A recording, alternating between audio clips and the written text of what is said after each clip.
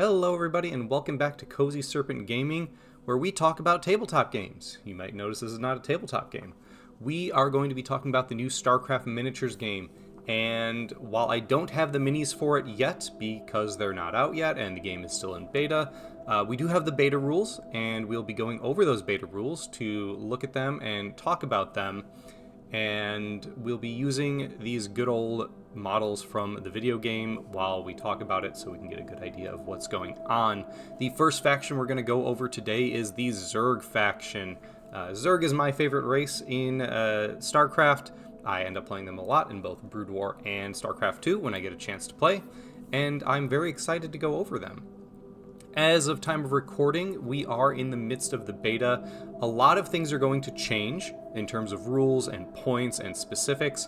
We're going to go over the units from a very high level and kind of talk about what they do, what their strengths are, what their weaknesses are, and how you might want to build a list. We're not really going to get so much into the minutia of particular list building or particular unit costs or anything like that, because that's all still very subject to change. But I'm just very excited about this game, as it is a video game and universe that I love, and I'm super excited for what the tabletop game is going to bring to the community. And so let's just jump right into it. So we're going to start by looking at the Zergling. Now, Zerg is interesting compared to the other races in that their basic units get different mutations or different adaptations. There are two other types of Zerglings, so realistically the Zergling is 3 different units, but they kind of function as different upgrade packages in a sense. So we're going to start by talking about the basic Zergling. Now, as this is the first video, I'm going to go over the cards fairly briefly. If you want to know more about the game, there's going to be a lot of information about it out there. I'll give kind of the high-level overview now, and as we move through the series, hopefully you'll internalize and understand a lot more of the information involved. For these stats on the Zergling here, they have 0 shield. Really only Protoss units have shields, so far in the game at least. That might change in the future. They are speed 4-8. Now that second number is the speed that you move when there's only 1 model left in the unit. Lings will probably never end up with only 1 model left in the unit, and if so, that is a very brave Zergling. They have a 4+ evasion. Evasion is a stat that is a defensive stat, almost like a ward save if you are familiar with 40k or other tabletop games. It only comes up sometimes, but they do have a very good evasion stat. They have a 6-up armor, which this is a d6 base game, so 6+ is basically the worst you can get while still technically having armor. They have 1 HP H, and they are size 1. Size is used mostly to deal with line of sight and hiding behind terrain. So what we're seeing here is a fairly squishy unit of Zerglings on the board. This next group of numbers here in the top right, these tell you how much supply and points the unit is worth and at what size. Now, the middle number here, where it says 7 to 12 over 1, that means the base unit size is 12, and it is worth 1 supply at that size. As soon as you fall below 7 models in the unit, or 7 Zerglings in the unit, and you're at 1 to 6 Zerglings left, they're worth 0 supply. Now, supply is important for bringing things onto the field. Again, we're not going to go too deep into the core rules. There's going to be plenty of time for that later. But suffice to say, it's good for bringing things onto the field, but supply is how you control objectives. So once you get below a certain size, they no longer are going to contest objectives against full-strength units. Starting with 12 models is quite large, but again, these are 1 HP each. Now, you can take a double size unit, or I guess a size and a half unit, the 13 to 18. So if you bring 18 to start, it is worth 2 supply, and buffs will be applied to a larger unit. So there is a little bit of interplay here in multiple small units versus single larger units. If you bring it at 12, they're worth 180 minerals, and if you bring them at 18, they're worth 220 minerals. This is pretty average for units in the game. Most things float around the 150 to 250 space of units. Again, I'm not going to delve too much into points or how much I think the points are balanced. A lot of that is going to change as the beta goes on, and it will change even in the early days of the releases. So suffice to say, right now, pretty standard squishy stat line we've got here. Now, Zerglings get a little bit of extra coherency, as in their squadron rule here. Most units have a 3-inch coherency. Zerglings have a 4-inch coherency. That's just because there's more of them and they get to spread out a little bit more. They have 2 abilities in the assault phase. Now, as it is in the video game, Zerglings do not have a ranged weapon. They are a melee unit primarily. So in the assault phase, which is where most shooting takes place, they have 2 abilities that they can rely on instead. First is the Metabolic Boost ability. You may spend 1 biomass, which is the Zerg's faction resource. Every faction has their own resource. They all kind of amount to the same thing, but for Zerg it's called biomass. When you charge, you may spend a biomass to roll 2d6 instead of 1d6, and you select the highest result to add to the unit's speed characteristic. This just makes them better at charging. Charging in this game is your movement speed plus a d6 roll. So for a Zergling unit without outside buffs to their speed, which they can get, and we'll talk about in a little bit, they are speed 4, so anywhere between 5 and 10-inch charge distance. Rolling 2 and selecting the highest means that you can make their roll a little bit more reliable for 1 biomass. Now they also have the Devastating Charge ability, which is impact hits.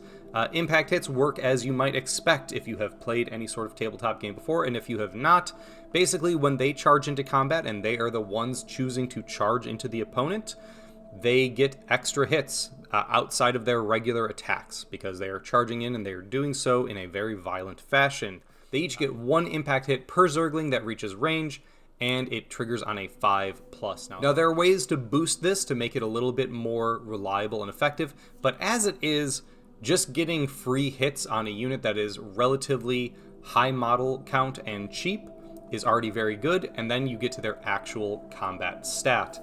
Now, these guys have claws.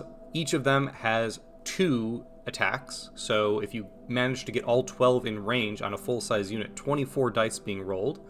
They're hitting on 4+, which is not great, but they are Surge Light D3 for 1 damage. Now, Surge just means they are better at fighting light targets like other Zerglings or Marines. Many of the units that are light in the video game are also light here in the tabletop game, so all the units you would expect Zerglings to be good against, they are extremely good against. Now, Zerglings are about what you would expect. There's a lot of them, they die fast, there's more of them than there are basically any other unit in the game except other Zergling variants. However, their attacks are pretty okay in melee. They will attempt to drown the opponent under a bunch of dice, but if they get shot before they get there, that will be an issue for them. Then we get the upgrades you can apply. These are applied on a unit-by-unit basis. Firstly, you can buy Hardened Carapace to increase the armor characteristic by 1.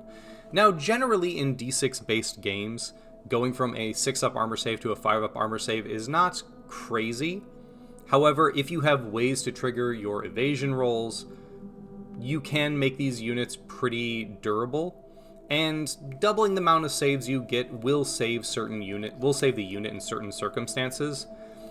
Whether you think that's worthwhile or not is kind of up to you. It does change the math only a little bit, so you'll have to decide whether you want to spend the money on that or not. Then you can upgrade Burrow Ambush, and this is pretty generic for all Zerg units, so I'll talk about it in depth now, and then later on I probably will skim past it because it'll basically be the same for everything. But this allows you to deploy within 18 inches of your entry edge and at least 10 inches away from enemy units. Once deployed, this unit's activation ends. Generally, when you come on from reserves, you walk on from the edge of the board, your movement speed measured from your board edge. So this allows you, instead of deploying 4 inches from the edge of the board, effectively with Zerglings, to deploy 18 inches from the edge of the board. That's pretty big, and it can allow you to pop up in the middle of the board. You have to deploy 10 inches away from enemy units, but in the charge phase, that means you can get there on a 6. If you do the charge, roll a 6, maybe you boost it with Metabolic Boost, maybe you're on creep for a little bit of extra movement speed. There's other ways to give units a little bit of a boost in terms of movement. So you can potentially get a charge from reserves with Zerglings if you use Burrow Ambush, but in general, Burrow Ambush is just quite good because it allows you to get your models on the board faster and further than you would otherwise. So this seems like a pretty solid upgrade. Now, if you do end up buying Burrow Ambush for every unit on your roster, you're going to end up with very, very expensive units. So this might be one that you skip if you have other ways to get your models onto the board via Deep Strike. We'll look at Nidus Worm in the future. There's also Overlord, able to drop things. So you might skip it and use those abilities instead. However, it is just a good ability in general, and you can build around it. Finally, there are two upgrades affecting kind of their melee capabilities. First, you can upgrade their claws to shredded claws. This basically just gives them surge against armored as well. That makes them a variable threat against everything in the game. There's not that many armored units in the game right now. However, more will be added, and the armored units that are in the game are very good units, so being able to shred through Marauders or Goliaths will be a useful thing for Zerglings to have. For 20 points, it affects everything in the unit, and it is the same cost upgrade for larger size units as well. So even though those points might change in the future, I do think Shredding Claws are a very reasonable pick for Zerglings if you want to make them better at killing. Finally, they can take Adrenal Glands, which gives the unit's claws and Shredding Claws precision 2. That's great. Precision basically just means that when you roll dice to hit, you take the number of dice equal to your precision that are misses and turn them into hits. So if I roll 20 dice and I get 10 hits, I get 12 hits because 2 of the failures immediately become successes. That's very good. 2 is not going to be a lot given the amount of dice you're throwing, but any number of time that you can ignore dice, or you can ignore the randomness of rolling a dice, is generally quite good. So Adrenal Glands, a very solid upgrade. So are Shredding Claws. You can make Zerglings quite good at killing. So overall, Zerglings look like a pretty good core unit. They're relatively fast. They have regular baseline speed, but metabolic boost and the other options you have in the Zerg faction give you ways to get them around the board. They can deploy forward with Burrow Ambush, and while I don't think I would take Hardened Carapace because I don't expect these things to last very long, I do think the melee combat-focused upgrades are worth a look. Next, we've got the Swarmling. Now, this is the next type of Zergling. You'll notice that the stats here are almost exactly the same. They have a slightly worse evasion, but the same armor, same health. What they do have major difference is that you can't bring them double strength, but they get 18 models in their base unit. Again, 270 points is a lot, but we're not going to focus too much on points because that's very subject to change during the beta. But for 18 models, it seems pretty reasonable as it is right now. They have the same horizontal coherency rule. The nice thing that they have is that they have respawn 2, which means every turn in your movement phase, you can spend 1 biomass to put 2 models back in the unit. 2 Zerglings is not going to make too massive of a difference because, again, they're Zerglings, they have 1 HP, they're going to explode if anything looks at them, but 2 will keep you on the field. 2 might bring you back above 7 models in the unit and bring you back from 0 supply to 1 supply. 2 could mean that you're just going to roll enough dice in a combat to win. So while respawning 2 is not that crazy when it comes to Zerglings because they are quite squishy and small, sometimes you will just use your biomass to bring 2 back because it makes sense given the situation. You don't have to pay for this beforehand. This is just baked into. It's not an upgrade. So it's very nice to have around. They have the exact same metabolic boost and devastating charge. Their claws are the same as regular Zerglings, except that they hit on 5s instead of 4s and they don't have surge, meaning that Swarmlings are really more designed to just be around. They're designed to have a lot of them. You're going to throw them onto objectives, you're going to use them as a screen, you're going to use them to bog down enemy units in bodies and bring your bodies back in order to stick around even longer. Don't really expect your Swarmlings to do a lot of killing, but you really should expect them to play the objective game and play the map control game a little bit stronger than regular Zerglings. Now for upgrades, they have the exact same Hardened Carapace and Burrow Ambush that regular Zerglings have. I think the burrow ambush here is quite useful for the same reasons it is on Zerglings. Again, you will have other ways to do forward deploy if you want to do them. But in this instance, I actually think Hardened Carapace might be worth a second look. It is a little bit more expensive, but when you have more bodies and you have ways to respawn them, every little bit of durability can help. So having 18 models with a 5-up save does mean you will survive and have bodies on the board much longer than if they just had that 6-up save. Overall, Swarmlings seem like a solid alternative to Zerglings if you want to go more for the body and objective style of play, but the final type of Zergling is the Raptor Zergling. Now, looking at the stats, these have a slightly higher speed than regular Zerglings, but otherwise their stats are the same in terms of unit size, but they do go to 5.9 speed, which is a solid boost. They have the same squadron extra coherency, they have the same metabolic boost and devastating charge, and they have the same claw attack as regular Zerglings. The differences, other than the speed, are this. They have Raptor Strain, which means passively they can jump up and down terrain and over walls. They ignore terrain while moving.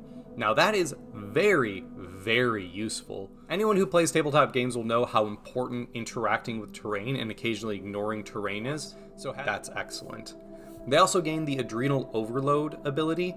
You can pay 1 biomass to add a +1 modifier to your impact hits, which means if you pay a biomass, your impact hits are hitting on 4s. The same as your claws. Going from a 5 up to a 4+ is not a massive change, but it is enough that you should get more damage through. Now, as for upgrades, these have the exact same upgrades as the Zerglings. The points are going to be a little bit different, and again, we're not going to dwell on the points too much because that's not really the point of this video. But they also have Hardened Carapace, Burrow Ambush, the Shredding Claws upgrade, and the Adrenal Glands. The same things I said for regular Zerglings for the combat phase upgrades, I think apply here.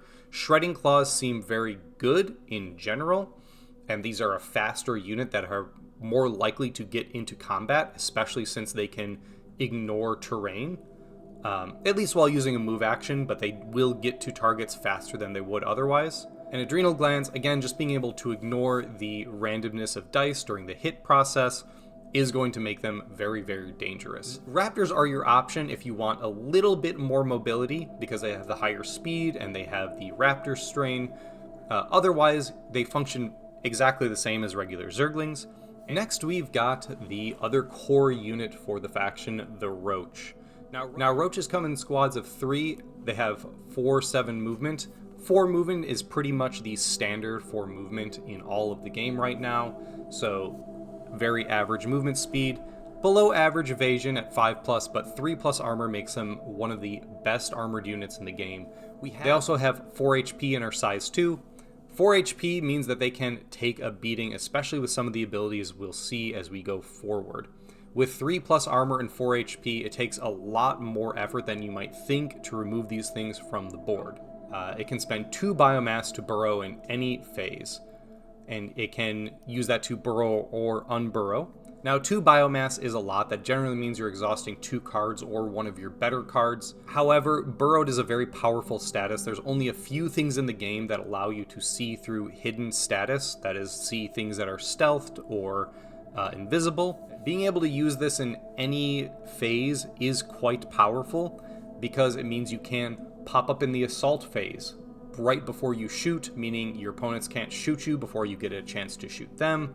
It means you can burrow at the end of the shooting phase after you've shot. You've gotten your full activation of the unit, movement, and shooting, and now you can go hide.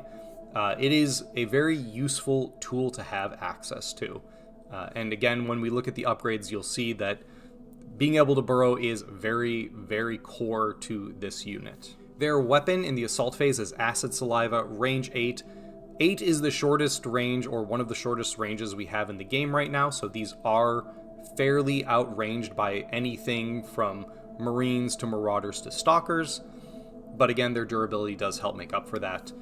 It's 3 dice per model hitting on a 3, which is pretty good. A full strength unit is getting 9 shots. However, it doesn't come with Surge, and it is only damage 1. So while these units are very durable, their damage output is going to be slightly shorter range than average, and it's not going to have any surge or boost to its damage in any capacity. Roaches will stick around, but they will probably not be the thing tabling your opponent. In the assault phase, they also have regeneration, which says when this unit becomes activated, if it has burrowed status, resolve the heal 2 effect.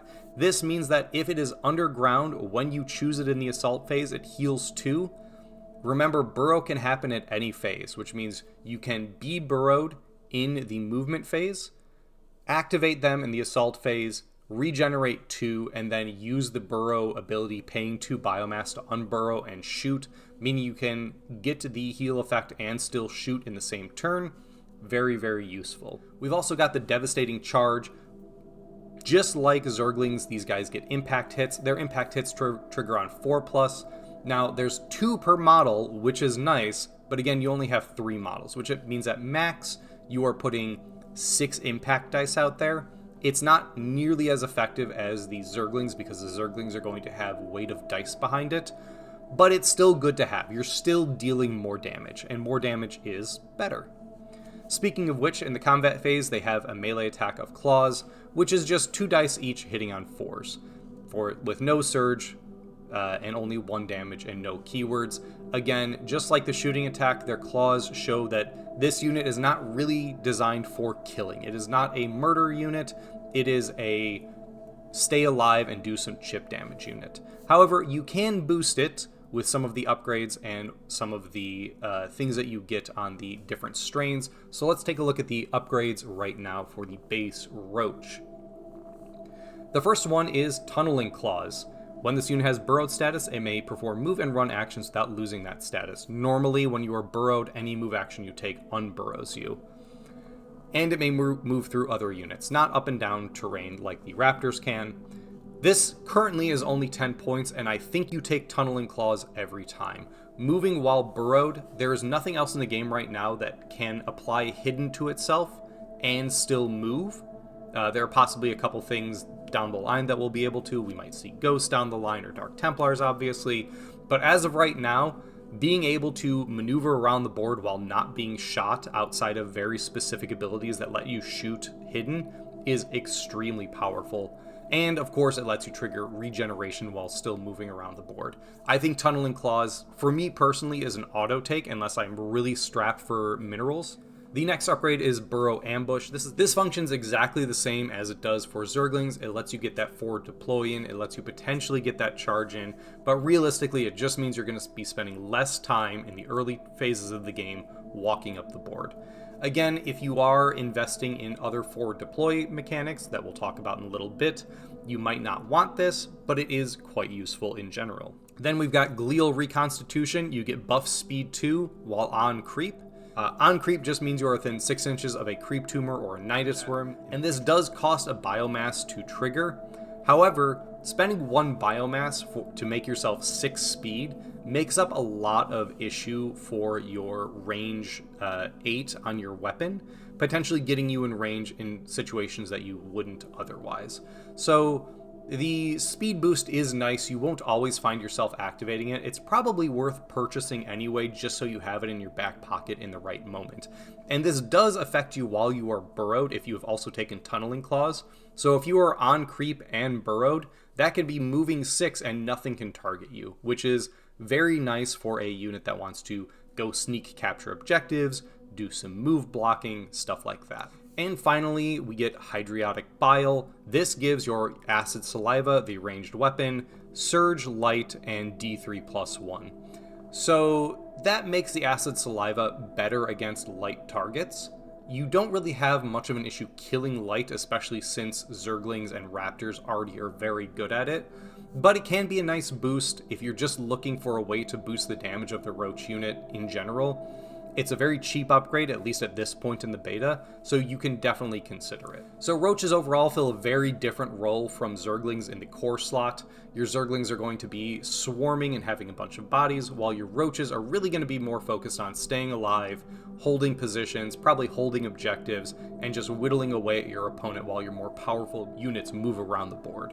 Now there are 2 different types of Roaches on top of the base version, just as there were with Zerglings. We have Corpsers.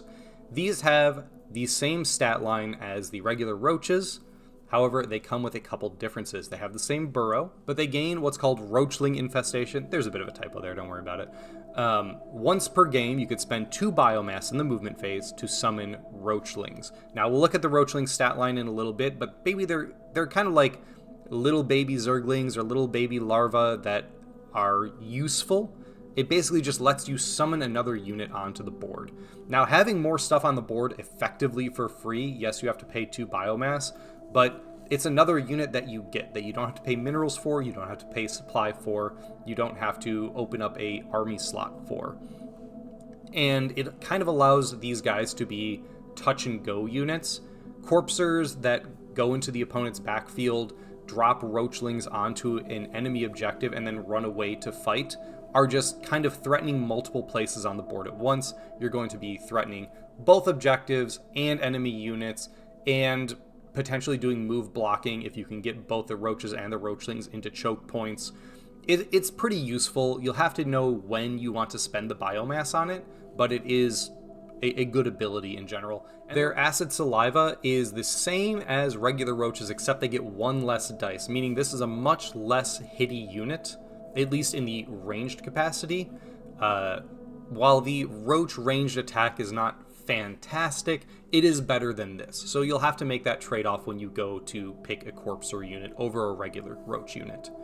Regeneration is exactly the same, but their Devastating Charge is better because their Devastating Charge gets an extra impact hit, where Roaches are 2, Corpsers are 3.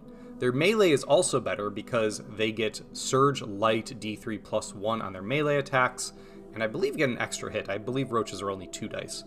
So Corpsers are much more focused on melee, and they get the summon. This is a very interesting choice between the two when you go to pick your Roach variants. Regular Roaches are a little bit more all-arounder, as we'll see with the third variant as well, while Corpsers are going to be more melee-focused, including summoning their own small units that can do their own melee. So if you want to be more focused on melee options, as we'll see with some of the tactic cards you might want to, this is the option you might go for when you go to fill out Roaches on your roster. Now, they have the exact same upgrades as the regular Roach. The prices might be different. Again, we're not going to worry about the prices this early on in the beta, but they still have Tunneling Claws, which is probably an auto-include from my opinion. Burrow Ambush, which is just as good as it is on Zerglings or Roaches. Glial Reconstitution, which is probably worthwhile having. And Hydralisks Bile. Hydralisks Bile does the same thing. It boosts the ranged weapon. And because Corpsers are much more melee focused, that's probably not necessary. But it does mean both your melee and ranged weapons will be Surge Light, turning Corpsers into really powerful Light Shredders. If you want to go that route, if you want to have, hey, this is my unit that is designed to kill Marines and is designed to kill Adepts and stuff like that, you can build your Corpsers that way. Personally, I'm just going to focus on melee and have Tunneling Claws, Glial Reconstitution, and probably not take the 2 other upgrades if I'm going to go Corpsers. And just really quick, here's the Roachling card. Now, I don't have models for them to show here in the video game, but these are just little guys. I believe they're only on 25 mil bases. They might be smaller than the actual Zergling models in the game, but they're very similar to Zerglings in terms of stats. They're 4/7, evasion 6, armor 6 is very squishy. They're only 1 HP. These things will, even more than regular Zerglings or Swarmlings, will explode if something looks at them funny, but they're free. You'll see you summon 3 of them and they're worth 0 supply, which means they can only take objectives if there's no opponent on it, but that still is a threat. Your opponent can't just ignore these 3 little Roachlings on the back half of their field, because if they do, those 3 little free models are going to walk up and claim an objective. They have basically the same attack as a Zergling, and they can burrow like a Roach. I don't know if I would ever spend 2 biomass to burrow Roachlings, but hey, if the situation calls for it, it's very possible you might want to go that way.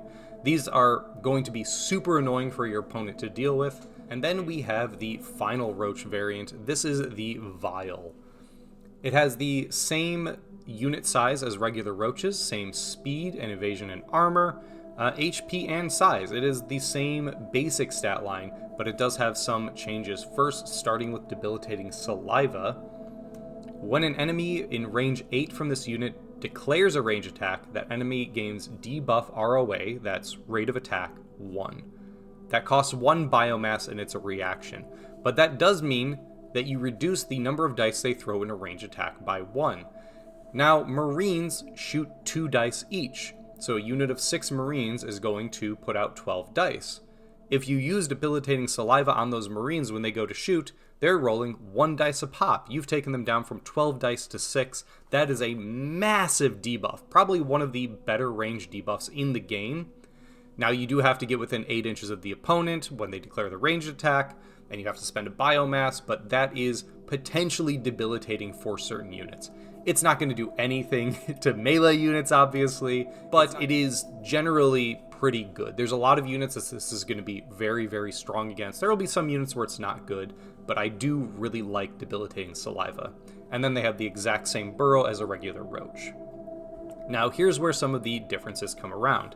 Their acid saliva, where the Corpser was more melee focused and only rolled 2 dice, these ones roll 4 dice, meaning that squad of 3 is generating 12 dice, the same number of shooting as a Marine. Now, they don't have Surge like Marines have, but again, you can upgrade Hydratic Bile. Spoiler alert, it's the same as it is for regular Roaches.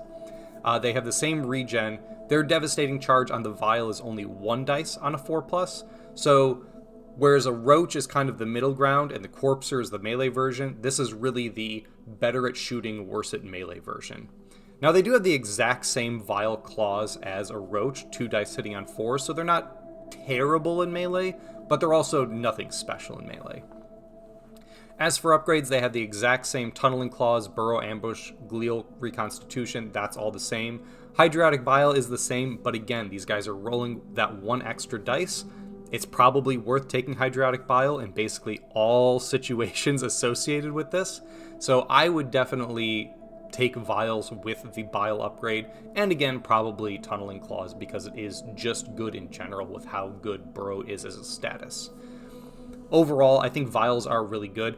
I'm very tempted to go one of each type of Roach, a Corpser, and a Vial, and I do think that is a very reasonable way to play this unit. That does it for the core units for Zerg, but next we've got our first elite unit for Zerg. Here are the Hydralisks. Such an iconic unit from both Brood War and Starcraft 2, and they are quite good in the tabletop game as well. Let's take a look.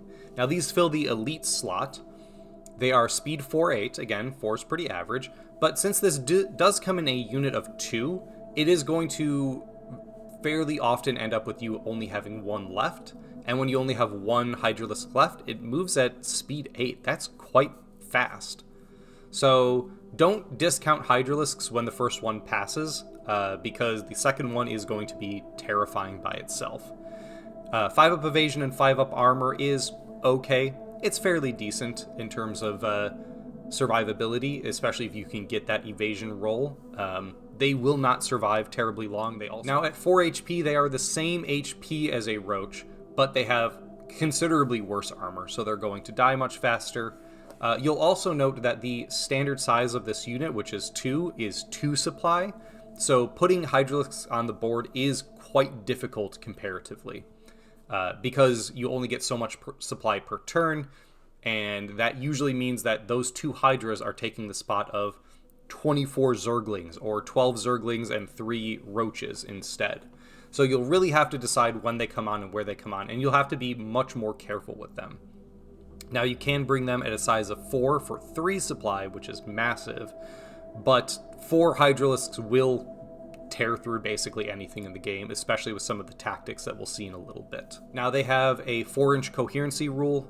This is because they are going to be on big oval bases. They are quite large in the miniature game. I've only seen the pictures of them. Hopefully I'll get them in my hands soon, but from what I've seen, they're quite large, which is why they get the extra coherency. That does mean their range attack can cover more of the board if you're willing to spread them out into a bigger blob. And they have a very good shooting attack. Needle spines are range 12, which is kind of the average range in the game. That's the same range as Marines. It targets both ground and air. You get 3 dice per model, so 6 normally, 12 at the larger size unit. They hit on 3s, which is great. They are Surge Light Armored D3 plus 1, which means anything that is tagged in the game, you are getting through between 2 and 4 dice. Remember, if you haven't looked at it, the way Surge works is after you roll your hits, you also roll a Surge dice, and the number that shows on the Surge dice, so if you had D3, you roll a 2, it's D3 plus 1, so that's 3. 3 of the dice that hit just get to bypass the armor roll step of the game, meaning that you can just roll dice and shred through opponents before they get a chance to even protect themselves. The beautiful thing about Hydralisk Needle Spines is that they are damage 2, meaning that these units are doing double damage. Most guns in the game deal 1 damage or have bonus damage against their specific type of thing that they want to kill, like Marauders get bonus damage against armored. Hydras get 2 damage base against everything, meaning they are doing double the normal damage against most targets. And that is going to add up very, very quickly. So even though this might not look impressive for 2 models, the amount of damage that they can put out and kill will surprise you. Now, in the Assault phase, they also have this Lunge reaction. This costs 1 biomass if you want to use it. When a friendly unit within 10 is a target of a range attack action after the attack is resolved, this unit, if not engaged, can make a move action directly towards the attacker. Basically, you get to move if the opponent shoots one of your units. If they shoot the Zerglings that you're shoving forward or the Roaches that are sitting on objectives, your Hydralisks can get a little bit of movement towards the thing that shot them. This does mean that their range, if you're willing to put a biomass in, their range on their weapon is effectively 16 because they can move 4 towards the opponent and still shoot 12 later in the assault phase, kind of giving you a little bit more flexibility on where you place them. Maybe you place them outside of 12 of opponents so those Marines can't shoot you, and then you burn Lunge after those Marines shoot to get in range and shoot back at the Marines. There's a lot of flexibility in this, like there is in most reactions. This one in particular, with how good their shooting is and how vulnerable they are, I think good usage of Lunge will really differentiate good Zerg players from bad Zerg players. And then in the combat phase, they have a pretty mediocre melee attack. 2 dice hitting on 4s, damage 1. It's what Roaches get, but there's less Hydras, and honestly, if your Hydras are in melee, something has probably gone wrong. Then we get the upgrades for the Hydras. Now, the Hydras don't come with any different variants in the same way that Zerglings or Roaches do. Maybe we'll see hero versions like Hunter Killers in the future, but for right now, these are the only upgrades you can get for the Hydralisks. Firstly, there's the Ancillary Carapace, gain tough 1 in every armor roll. That means that in every armor roll you make, 1 failed armor roll becomes a success. So on armor 5+, if you get hit 4 times and you roll 4 dice, maybe you succeed 1, and then you turn one of the failures into a success as well. I think this is probably quite good, as often it will probably end up being somewhere between effectively 2 and 3 extra HP per Hydralisk, depending on how dice rolls go. It won't always save you, because if they overkill by enough, then the tough one's not going to matter. If they just, put 10, if they get 10 hits on it, 1 extra save out of 10 is not going to make a huge difference. But in general, against chip damage, against lighter damage, especially if you can get your evasion in there, the tough 1 will add up over the course of the game. Lurking in the movement phase says if this unit has not performed a move, disengage, run, or charge action in this game round, it can make an evade roll against the first range attack targeting it. It costs 0 biomass. It isn't active, so you have to activate and then use this active ability. So basically it's saying you use this ability, and then as long as you don't move in the movement phase, so you hold basically, you get evasion against the first thing that shoots at you. That's going to keep Hydras alive. I think it's probably worth taking Lurking, especially while it is 0 biomass. Sometimes you're not going to use it, and those 20 or 30 minerals are going to feel wasted, but I think a lot of the time, Lurking is going to be very good to have. Then we've got Burrow Ambush. This is exactly the same as it is. for Zerglings and Roaches. The difference here is that while you have to deploy at least 10 inches away from enemy units, Needle Spines has a range of 12, and Lunge is a reaction that you can use for 1 biomass. Meaning that when you burrow ambush and pop up your Hydralisks from reserve on, far away from your opponents, there's a pretty good chance that they get to shoot the turn that they come in. In fact, there's a very high chance they can shoot the turn they come in. If you're coming in from 18 inches of your entry edge and they have a 12-inch range, that's 30 inches of the board from any point on your board edge that they can reach. That's very, very powerful without having to rely on any other kind of deep strike or outflank style ability. So I think Burrow Ambush, we've talked about how it's pretty good on basically all the Roaches and all the Zergling variants. I think it's very, very, very good on the Hydralisk. And finally, you get Grooved Spines. You can spend 20 or 40 for this. Your weapon gains long range 16. Everything we've said about Lunge and Burrow Ambush giving you the ability to come in and shoot or shoot from where they might not expect you, that goes double when you have Grooved Spines.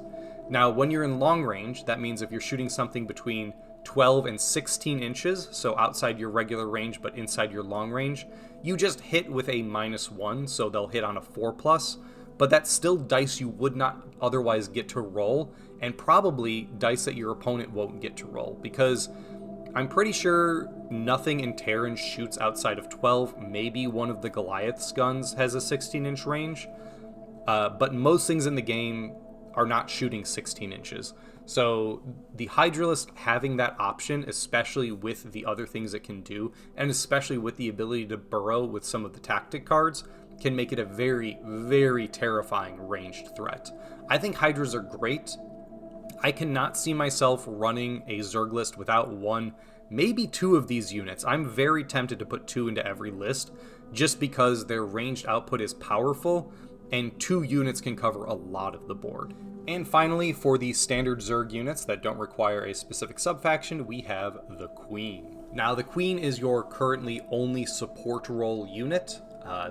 You'll have to take specific slots for support, but I genuinely think it is encouraged, if not required, to have at least 2 Queens on your roster. I'm going to go make a judgment call on that right now. Maybe that will not pan out as the meta comes about, but Queens are very, very powerful, and let's look at why that's the case. Now, kind of counter to my first argument, the stat line at first doesn't seem great. No shield, obviously, but only speed 4, no evasion, meaning even if you get an evasion roll, she doesn't get to roll any dice, and only armor 4+. Now, armor 4+ is better than most things, but not as good as the Roach. 10 HP is quite a bit for how many points it costs. Only 150 points is not very expensive. Again, that might change as the beta moves along. And size 3 means it's bigger than most things for line of sight purposes. It's kind of beefy, it's got decent armor, but no evasion. Okay, let's see what the abilities do, and this is where it really shines. Now, the first ability is Spawn Creep Tumor. You place a Creep Tumor in base-to-base contact with this unit. Creep is very important for Zerg. There's a lot of bonuses you can get for being on Creep, depending on how you build your faction. So, suffice to say, having these out is good. It is usually worth burning a biomass a turn to put 1 down if you can. We'll talk a little bit more about Creep Tumors when we get to them in the tactical section, but for the time being, know that the Queen can put them down. We have Transfusion. This is a reaction, and this is one of the better abilities for the Queen. When another friendly biological unit suffers damage within 4 inches, reduce the total damage before allocation by 2. So you spend 1 biomass, you pick a unit that's near you that's being shot or fought in melee, and you reduce the incoming damage by 2. Now, reducing damage by 2 won't always save a model. If it's being overkilled by a lot, reducing it by 2 is not going to do anything. If they're only taking 2 damage on, say, a Roach, it's probably also, they're going to heal up. Like, that's what they do. They're going to burrow and heal, so you won't really need to worry about them in that regard. However, Transfusion will keep another Queen alive. It'll keep Kerrigan alive if you end up taking Kerrigan. And importantly, it's going to keep your Hydralisks alive, because Hydralisks are squishy, and they're also very important for your damage output. As the game goes on, keeping your queens around your hydras to protect them while your zerglings run screens and your roaches go do objective things is going to be a very, very important part of your gameplay plan, I believe. And again, maybe the meta will not pan out that way. I don't know anything in particular. I'm just kind of giving my thoughts in this early part of the beta. But in general, it is nice that this is here. It is spending a biomass to keep a model alive when it would otherwise die is very, very, very, very powerful. Being able to prevent damage is way better than being able to heal damage. And finally, they have a passive psionic link. Once per round, if there are at least 7 friendly models within 6 inches of this unit, it may resolve its special ability with the BM cost reduced by 1 to a minimum of 0. That means if you're buying enough stuff, spawning that creep tumor is free, or spawning that transfusion is free, or rather, applying the transfusion is free. Now, you have to have a lot around you, and it only happens once per turn, but that's a free creep tumor, or that's a free keep a Hydralisk alive. So very, very, very powerful passive abilities on the queen. In the movement phase, she can spend 2 biomass for domineering presence. Select another friendly unit within 6. Its supply characteristic is improved by 1 for purposes of controlling and contesting mission markers and completing objectives. Line of sight is not required. This is also crazy good because it turns your roaches into baseline supply 2 for holding objectives. It means those 3 roaches can walk up and steal an objective from Marines or Zealots or Sentries, whatever's trying to hold things down. Suddenly, for 2 biomass, or 1 if you use your psionic link bonus, you can turn that squad of Zerglings into an objective grabber that your opponent can't really stop. So because of that, it's just another thing that the queen does that makes it a fantastic force multiplier on the board. As for weapons, in the assault phase, it has talons which attack ground and acid spines which attack flying. Now, as we go through this series, currently in the beta, there are no flying units, so we'll talk about these flying weapons, but they don't really do anything.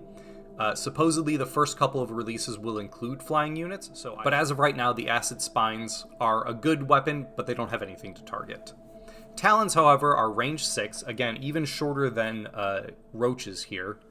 They only target ground. You have 4 dice that hit on 4s. It is Surge Light for D3, and it is 2 damage. Again, just like Hydra's, 2 damage is great, but 4 dice hitting on 4s is nothing special. It's fine, and range 6 is quite short. Now, if something gets in your face, you will roll the dice, and hopefully you will kill whatever's light coming at you. This will help clean up early game Marines and Zerglings before they get too crazy. The acid spines are slightly better in that they're range 12. They also surge against armored. But again, there's nothing flying in the game. It's really hard to judge whether this is going to be good enough at taking down flying units when we don't really have a strong feeling of what those look like. But as for killing light units in range, talons are fine. I wouldn't rely on them, but you're going to roll the dice when you get the chance. This also has devastating charge, just like roaches and zerglings. You get impact hits. It's 4 impact hits, and they trigger on a 3+. So actually the queen's devastating charge is really powerful. Note the queen doesn't get a really high speed. 4 is, again, average. But being on creep can, in multiple ways, increase your movement. You can get some pretty long-range charges, and you can do some pretty solid damage with that. Now, when you actually get into combat and you have the talons in melee, it's 3 dice hitting on 4s with no surge for only 1 damage. The queen is not really killing anything by herself.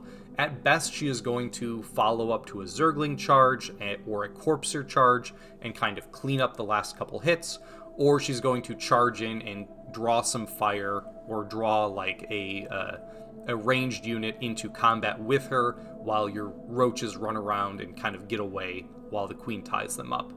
Don't expect the queen to do a lot of killing, but really her strengths are transfusion, the creep tumor, and domineering presence, giving her massive force multiplier potential. As for upgrade, she has 1 upgrade. While she's on creep, you can increase her speed characteristic by 2 if you take creep speed. For 10 points, at least as it stands currently in the beta, that's probably worthwhile, just making her movement 6, plus whatever other bonuses you're going to get for being on creep, which potentially could put her quite fast.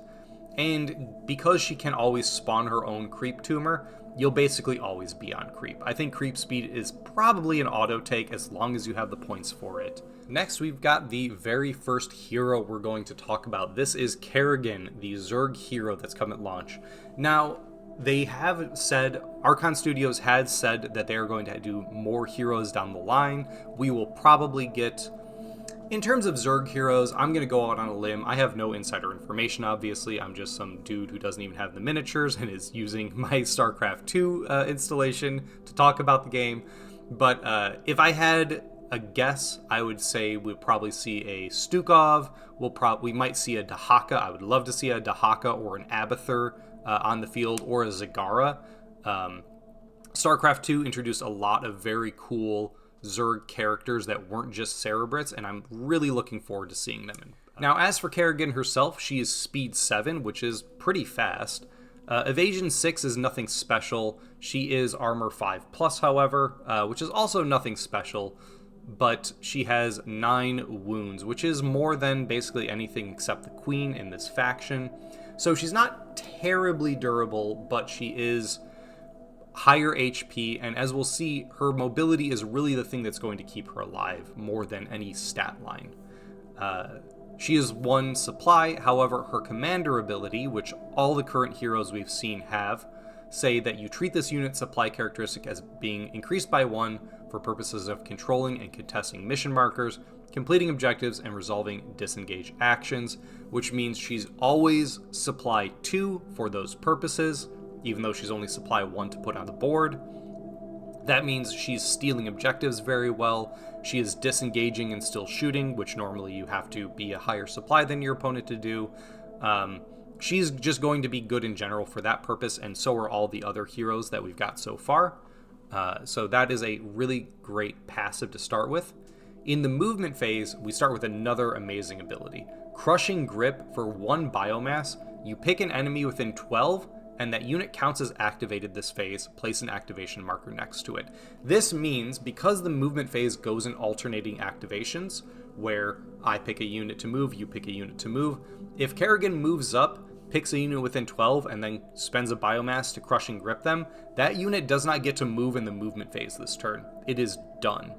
And that can be really good for grabbing a unit to prevent it from running away so you can charge it with your Zerglings, or stopping a unit from getting on an objective, or stopping a unit from getting to a token that gives them a buff, or into an aura, or anything like that. Crushing Grip is going to make or break Kerrigan players, because ones who use it effectively will feel very, very stifling to play against. Like, you just don't have control over your own army. And that is really, really powerful. I think anyone who's played a tabletop game knows that movement is a really high indicator of like how well you know your faction and how to move them around the board. And being able to stop that from opponents is a big make or break skill. So Crushing Grip already awesome for Kerrigan. Then she's got Mutating Carapace. Select an enemy unit within 18. Kerrigan becomes eligible to make an evade roll against all attacks made by the selected enemy unit. Add a +2 modifier to those rolls. So for 1 biomass, you pick a unit, and if they shoot you or fight you or both in this phase, in this battle round, you get to make a 4+ evasion against them. And that makes Kerrigan way more durable than she has any right to be, but really only against a single unit per turn. If your opponent is clever, they're going to make sure she's always got 2 or 3 units looking at her, ready to put damage against her. So even the one that she Mutating Carapaces against, maybe she picks a unit of Marauders, then the Marines are going to flank and shoot her where she doesn't get her evasion. Or if she does get evasion, she's not getting the 4+ against it. She's only getting a 6+. So a plus and minus. If she does get to lock in against one opponent, I think you basically always pay a biomass for this, but there will definitely be times where you don't want to pay the biomass because there's no one clear target for her to use it against. So it's a little bit more of a situational ability. In the assault phase, she has her energy blast. This is range 8, again, fairly short range, but she does move 7, and again, creep can occasionally give her extra speed, so not too hard for her to get into range for that. Targets both ground and air, which is great. It's 5 dice hitting on 3s with Surge Light Armored D3. Now, it's only 1 damage, so at most you're dealing 5 damage to a target, so it's not like clearing out a unit or like soloing a whole squad of Marines by herself, but it is pretty reliable, and it targets everything, so it's a good all-arounder, and with her speed and crushing grip, she's really going to dictate the flow of who she can attack and when. Now, the really interesting thing here in the assault phase is her leaping strike. For 1 biomass, you may place 6 on her. Now, place 6 basically means teleport 6 inches anywhere on the board, ignoring terrain and units. So it's very, very powerful. You have the ability to move in, crushing grip, teleport away, leaving an enemy using it stranded, or move in, energy blast, leaping strike away from the unit that's going to countercharge her. You have the ability to move in, crushing grip somebody, leaping strike to another location, charge somebody else on the other side of the board, and now Kerrigan is kind of like covering all of her bases at the same time. This level of mobility, I believe she's like the only unit in the game that can guaranteed move in 2 phases, because you can always move in the movement phase, unless you get crushing gripped, of course. And usually you have to choose between running, charging, or shooting in the assault phase, but she can shoot and leaping strike. She could even run in leaping strike if she really wants to get move 7, run 7, leaping strike, or move 7, leaping strike 6, and then charge 7 plus d6 to get really insane charge distances. Now, for her to really take advantage of that, her melee will have to be very good. And the unfortunate thing is that her melee is not that great. In the combat, she has her blades. There are 6 dice hitting on 4s, which means statistically you're usually only getting 3 hits. Now, these are damage 2, which is awesome, and they're critical hit 2, which means 2 of the hits go straight through armor in the same way Surge does, but the fact that it's hitting on 4s means you're usually not dealing that much damage. You're basically getting your guaranteed 4 damage, maybe 1 or 2 more hits on average that they have the capacity to block. So don't really expect Kerrigan to do her massive run, leaping strike, charge into combat and then kill something. She's really looking more to clean up enemies that have already been hurt, or to really get onto an objective and lock it down by mutating Carapace, the thing that's on it, so they can't really hurt her, and then killing them between her energy blast and her blades by chipping away a little bit over time. But don't expect Kerrigan to go onto the map and solo everything, because that's really not her role. Her role is to be a mobility piece that is also a mobility debuffer with crushing grip, and as long as you think of her in terms of, I'm here to move around and shut down enemies and take objectives with my commander supply bonus, I think that's really more the role she's going to fill on the field, and that's really where she's going to shine. Now, so far in the game, every hero comes with their own subfaction, which we'll talk about in a little bit, but also 1 or 2 units that are only for their subfaction. So Kerrigan gets these specialist Zerglings called Kerrigan Brood Raptors. These are pretty similar to the Raptors that we've already looked at, with a couple extra bonuses. So much like the Raptors, these are move 5-9, which is very fast. They have an evasion 4+, which is great, the same armor 5+, but these have 2 HP. These are double HP Zerglings, meaning that if you're playing Kerrigan's Swarm as your subfaction, and you want to bring Zerglings, you should bring these. Now, there's only 6 of them, so they are lower in model count, but higher in HP. You'll have to kind of make that judgment call, but as far as an elite unit goes, these are quite good. Much like every other Zergling, they have the same 4-inch horizontal coherency. It's not quite as necessary when there's only 6 of them, but it is quite nice that they can kind of cover more of the board. They have the same Raptor Strain passive, allowing them to move through all terrain without caring. That's great. They do have their own special ability called Leap, so you can spend 1 biomass in the assault phase to add 2 to your charge distance before you make your charge roll. Now, That means they are baseline charging 8 inches or 7 inches plus your d6, which is really powerful, especially if you are on creep, and maybe that's increasing your movement speed by an extra 1 or 2. So these raptors can charge almost anywhere on the board they want to go. By the time they use Raptor Strain to move over terrain, and then you burn a biomass for leap, and then you charge, they can really get to almost any target on the board, which is very, very, very powerful. Also for 1 biomass, they have Adrenal Overload.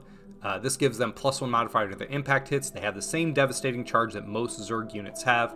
Their devastating charge is 2 per model for a 5+, so again, double what a base Zergling has. And they get their claws are 2 dice each, hitting on 3s, which is great, very elite. They are Surge, Light, and Armored D3+1, which is extremely good.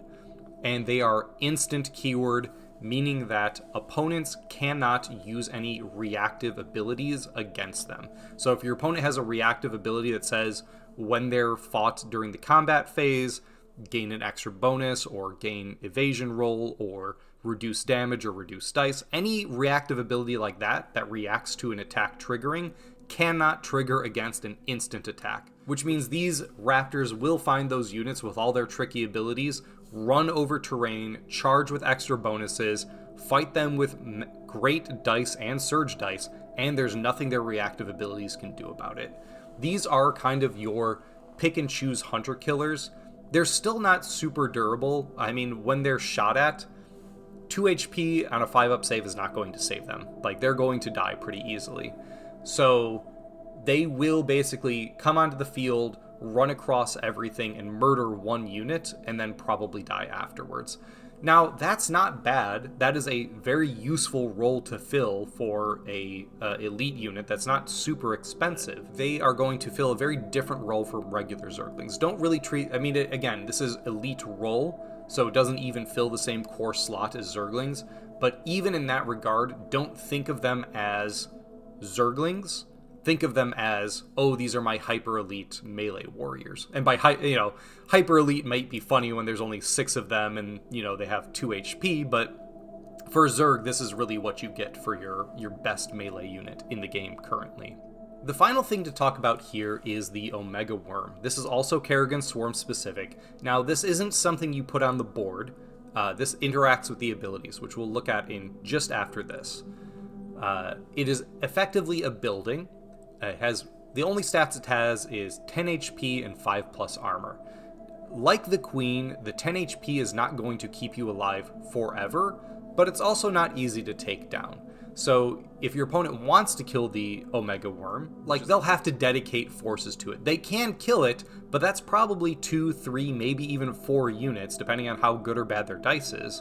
That's a number of units that are not shooting your other units, that are not shooting Kerrigan, that are not shooting your Hydralisks or Zerglings. So if they're shooting the Omega Worm, more power to them, in my opinion. Now, the Omega Worm comes with a few different abilities. It's got Detection, which makes enemies around it lose hidden status. That's great. There's not that much hidden in the game. It's really Roaches right now, but still nice to have. All models within 6 inches count as being on creep. It's basically a massive creep tumor, which again is awesome. Being on creep is great, and we'll see some more of that when we get to the tactic cards. It's a structure, so basically it says it can't be activated, it cannot perform actions, its supply value is always 0, it can never be 0, it cannot hold objectives even with the 0 supply exception for holding objectives, which is fine. That's really all that's not really what it's here for. What it's here for is the Omega Network, which is the final passive. Count the base of the Omega Worm as an entry edge. Friendly units with combined costs of 2 supply or less may be deployed via this entry edge every round. If the friendly leading model finishes its move, disengage, or run in base-to-base contact with the Omega Worm, that unit can be removed from the battlefield and added to your reserve. Now, this is really 2 abilities, so let's talk about both of them. The first one is that this counts as an entry edge, which means that when you bring in models from reserve, which is a core concept in the Starcraft miniatures game, it can pop up from the Omega Worm.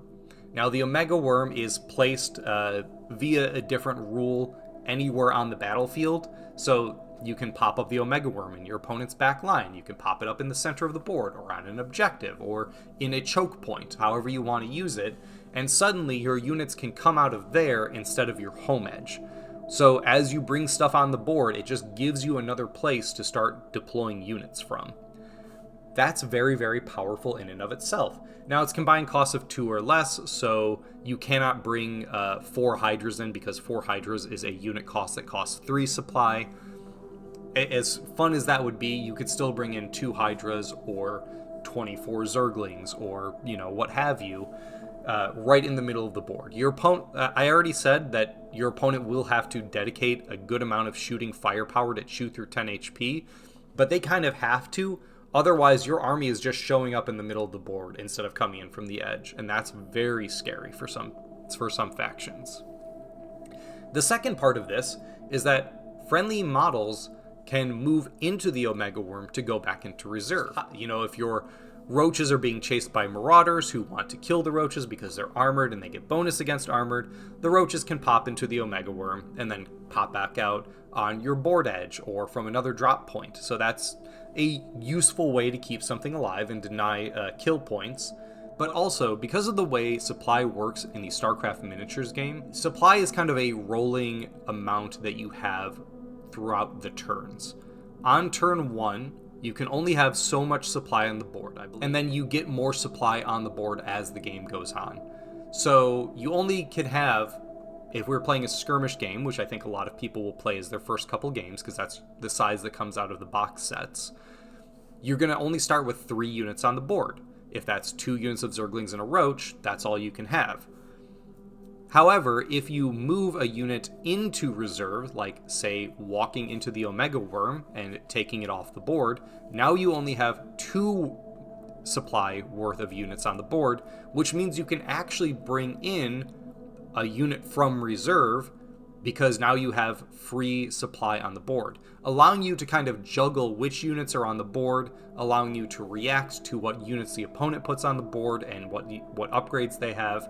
It gives you a little bit of flexibility in who's on the board, who's in reserve, who's safe, who's ready to shoot, who's ready to charge. That doesn't mean you're going to be constantly pulling things on and off the board, because I think that's usually not as impactful as just killing the opponent and taking their objectives.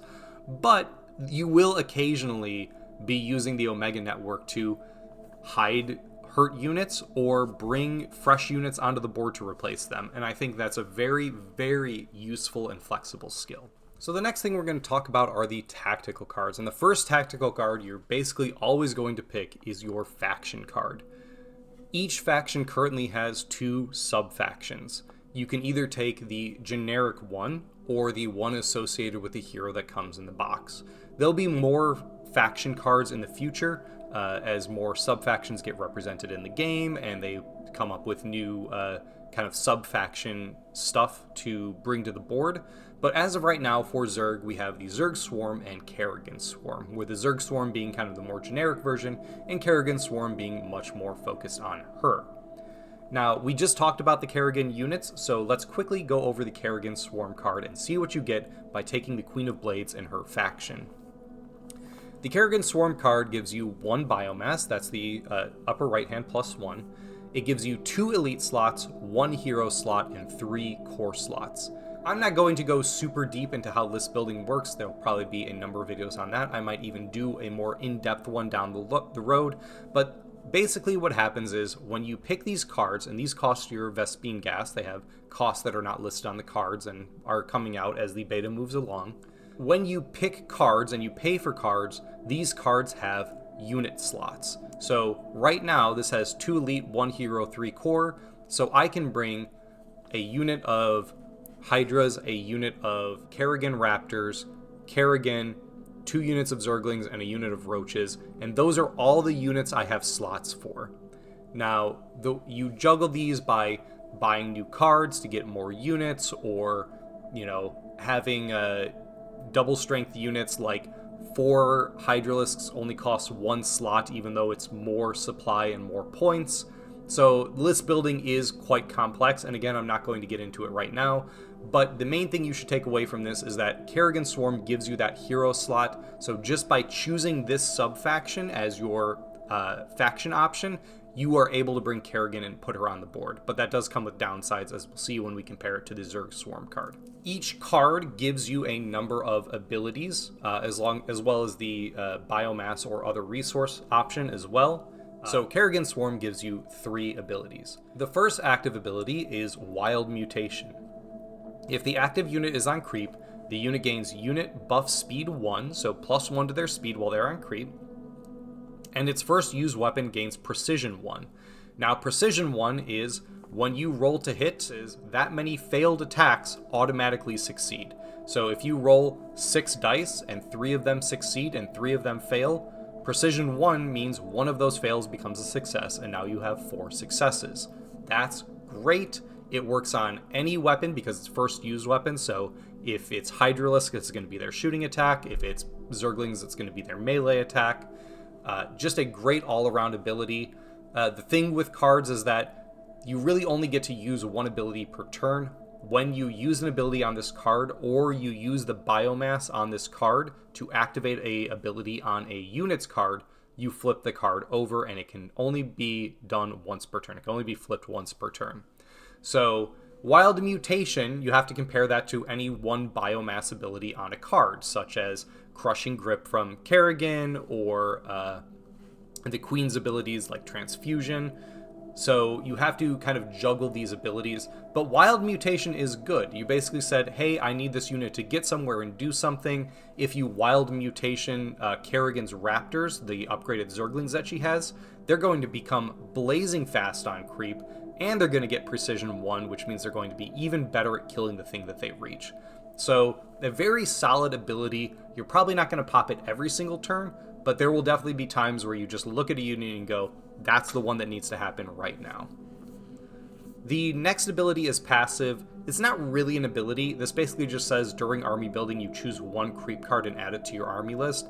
This is also on the Zerg Swarm card, and it has to do with your creep tumors. We'll look at those cards directly after this. And finally, you have the active for Omega Network. Once per game, place an Omega Worm unit anywhere on the battlefield, more than 10 inches away from any enemy model. This unit's not eligible to use its special abilities this round.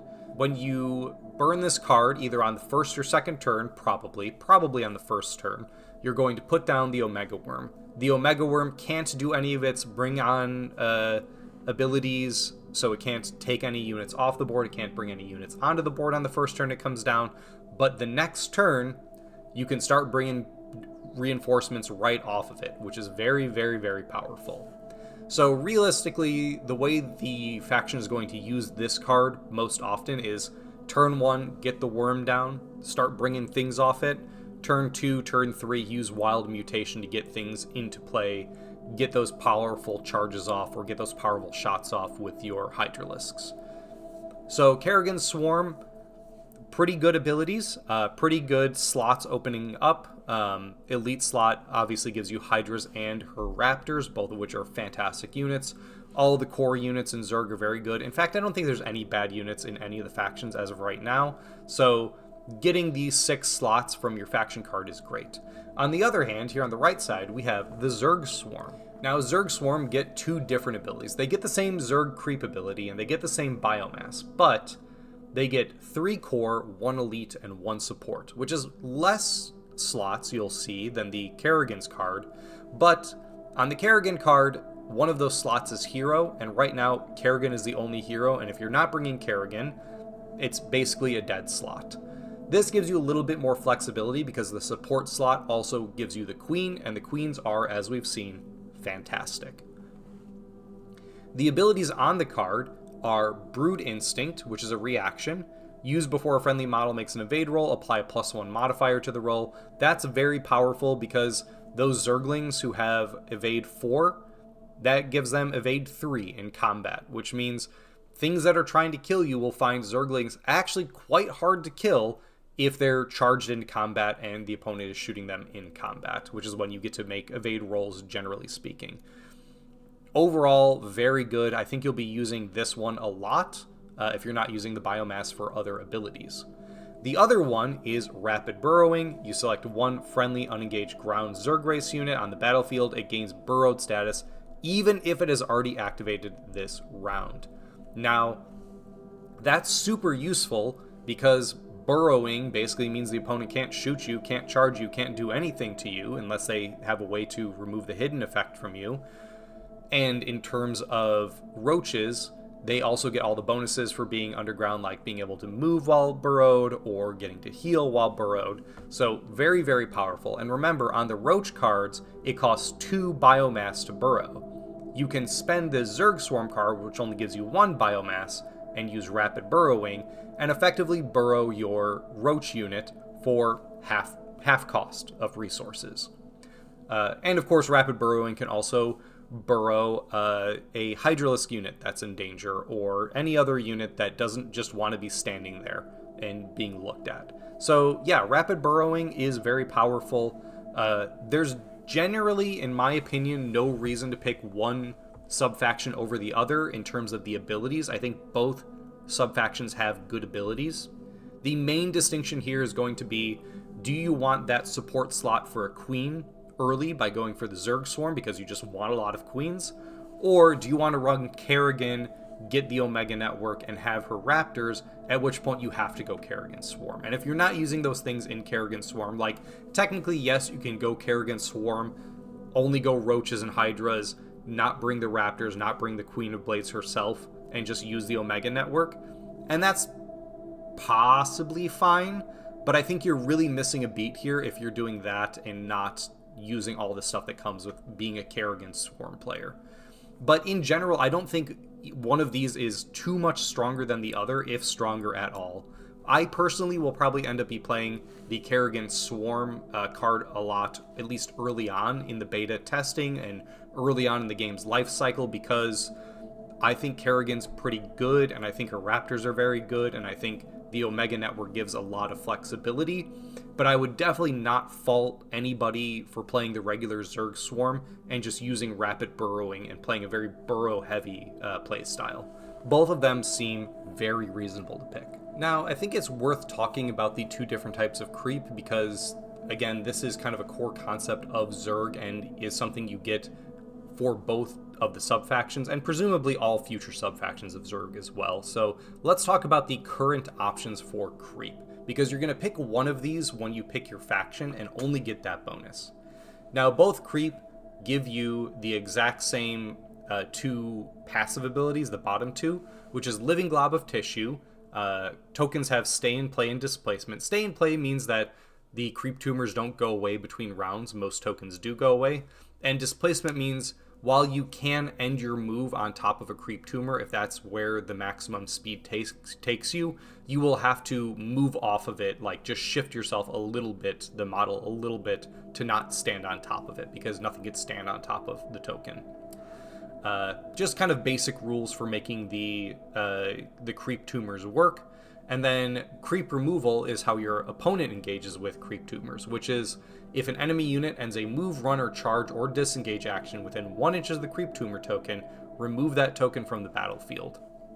This is how your opponent gets rid of them, and it's not hard to get rid of a creep tumor. They effectively have to step on it, not on it or just within 1 inch of it, but it's very easy to get rid of. It doesn't require a dice roll or shooting the same way one of the Nidus Worms does.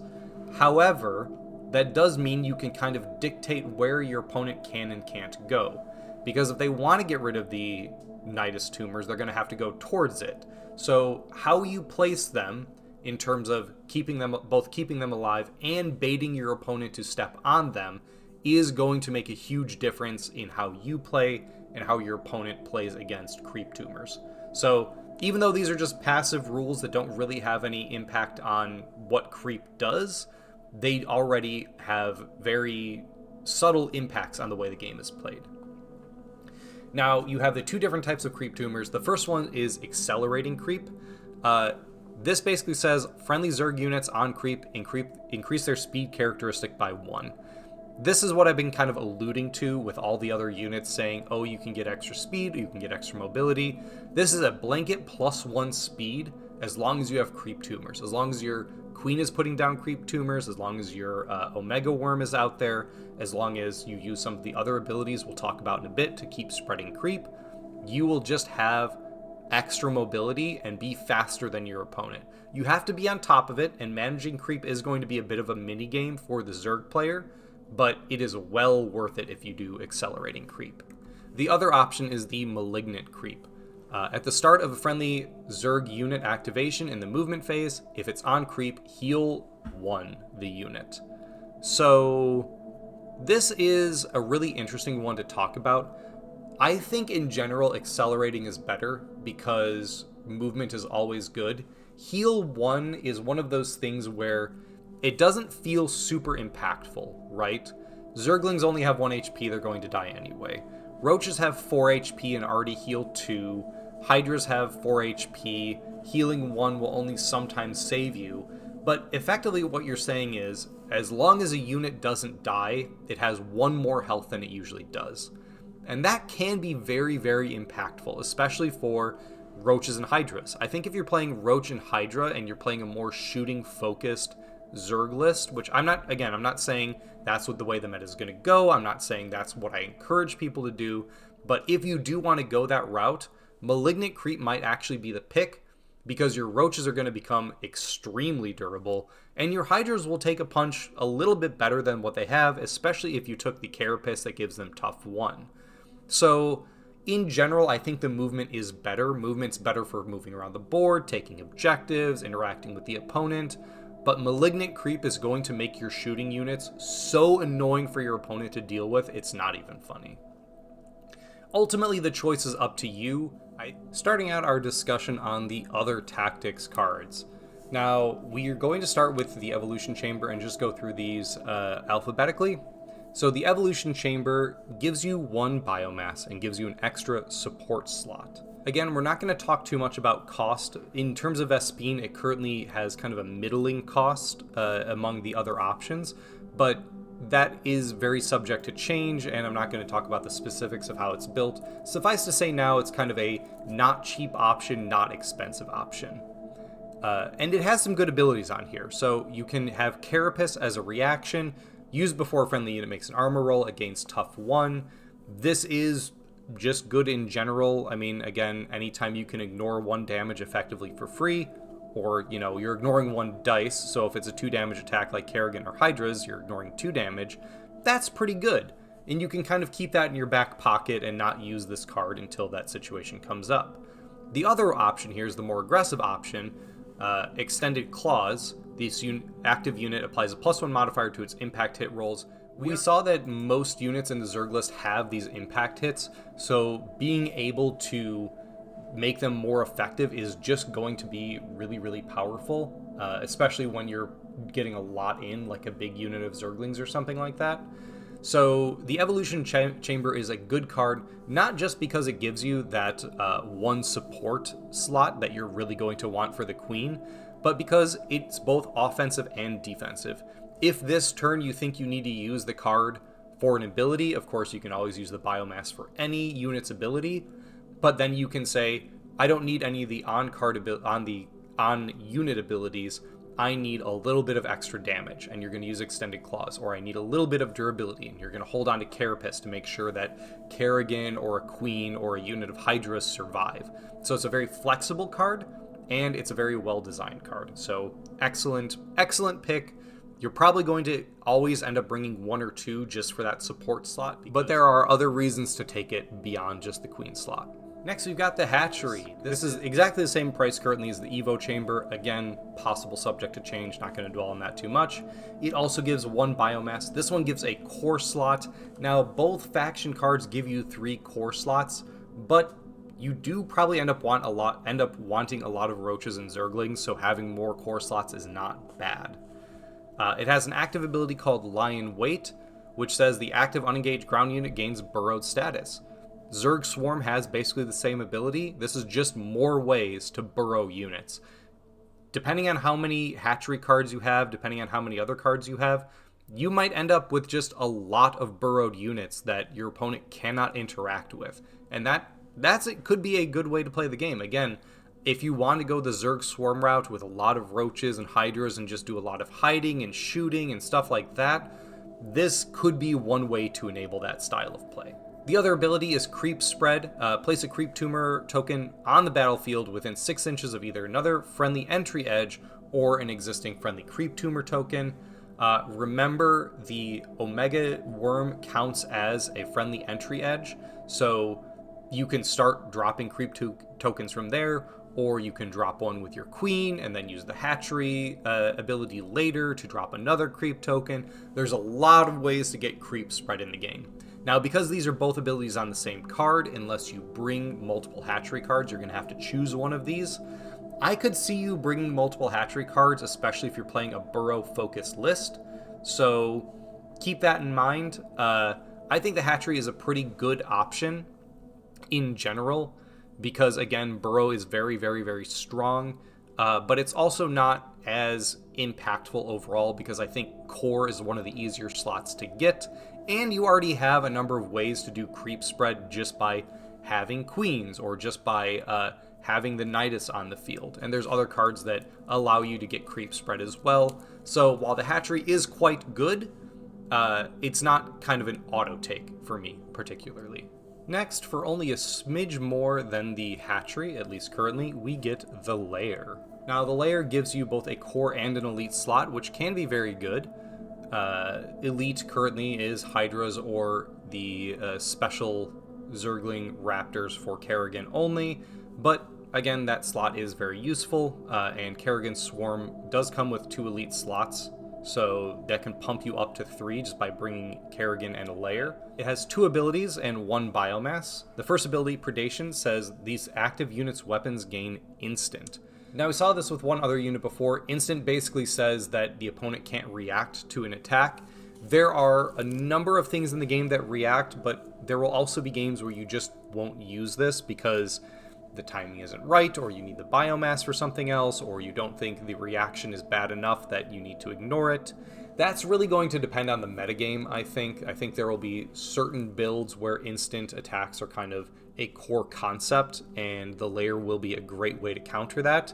But I also think there will just be a lot of lists that don't really care about having reactive abilities at all and are just kind of doing their thing, at which point Predation is not going to be terribly useful. It still opens up 2 slots and it still gives you your biomass, so of course that's not a downside to take the lair, especially if you need specifically a core and elite slot, which it gives you both of.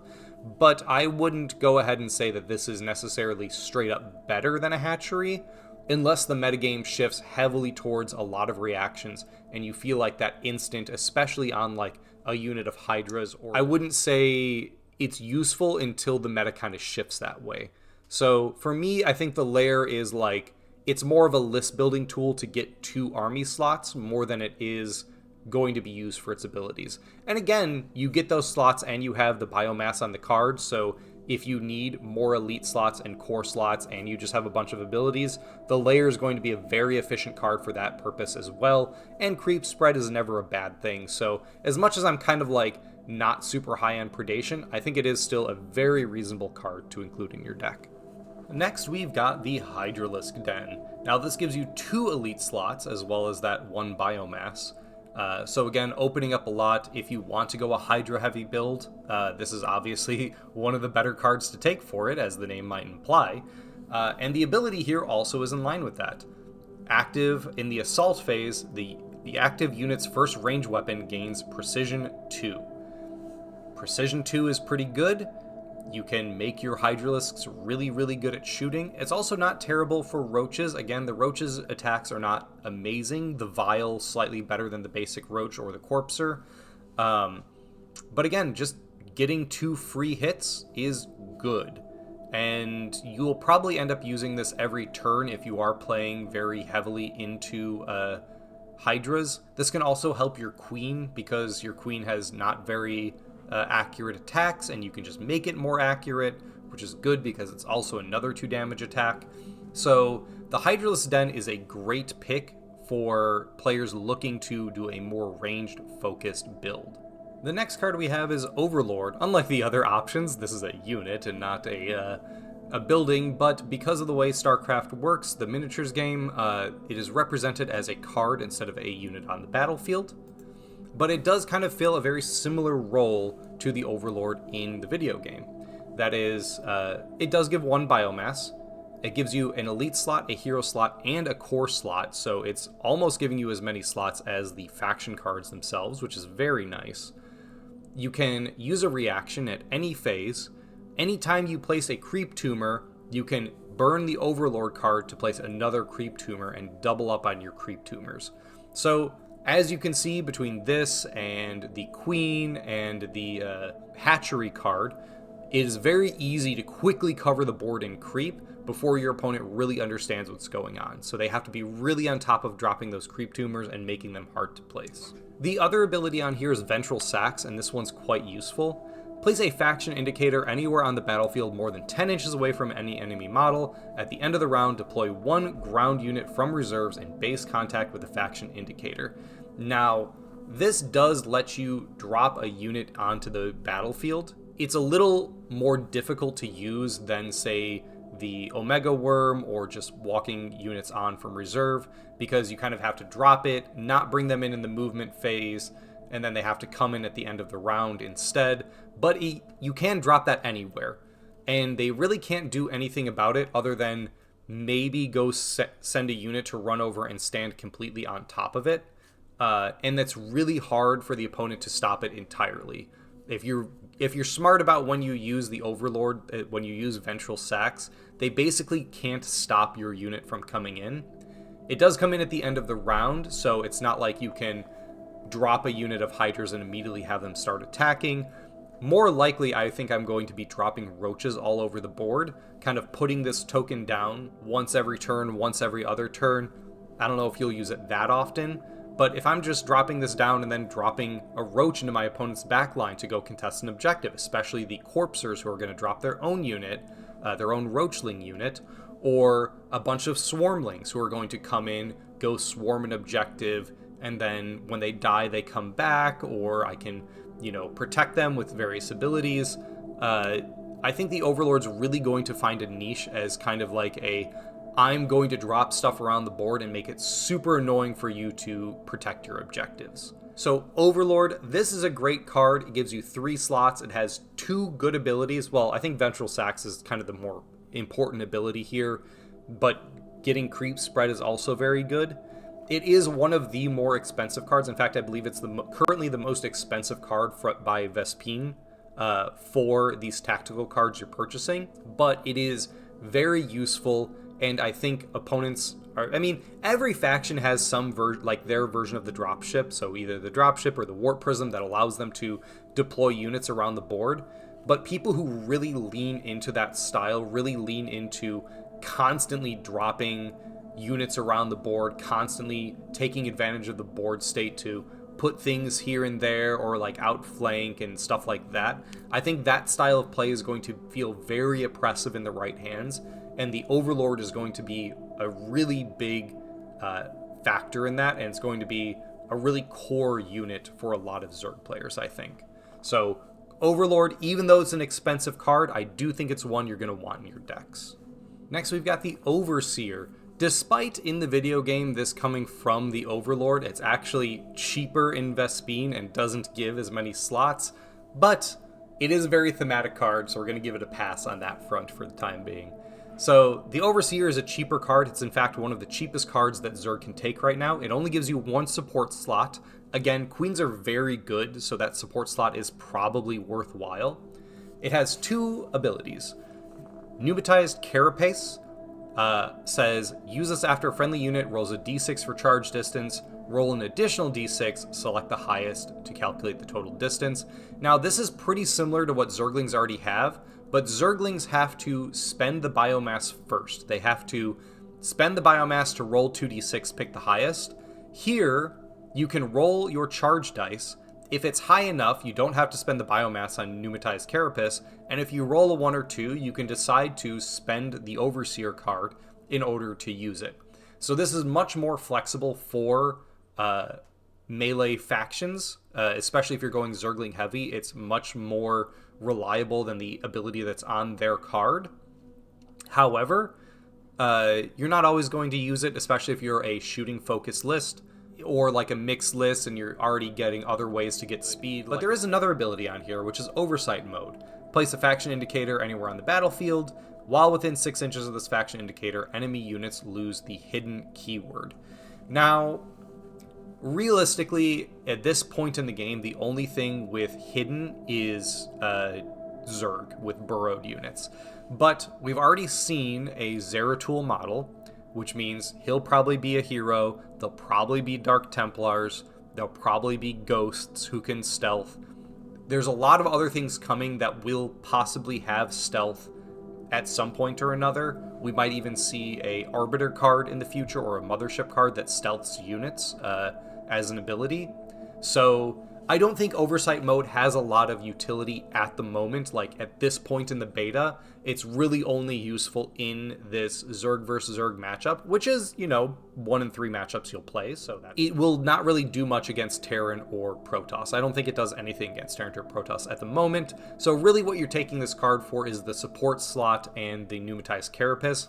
I think if you are going a Zergling focused build, or even if you're going like Corpser heavy with the Roaches, which is like the melee-ish Roach, Pneumatized Carapace can be quite good to have on hand, especially for those Roaches who are not super duper fast. Overall, I would say the Overseer is a pretty decent card just because it's cheap, it gets you that support slot, and it does have a useful ability, but I do feel like you'll probably end up using this for the biomass for unit abilities, more than you'll be using Pneumatized Carapace itself.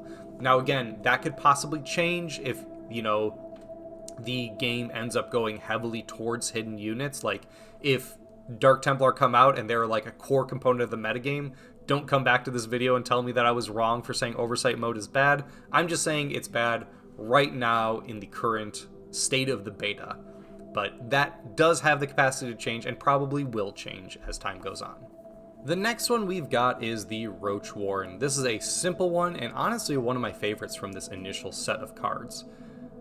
This is one of the cheaper cards you can purchase with Vespene. It gives you only 1 biomass as usual. It gives you a core slot, which again is not super uncommon, so it's not difficult to get core slots. But what it gives you is Nasty Surprise. Now, Nasty Surprise is active in the assault phase. The active ground unit loses its burrowed status.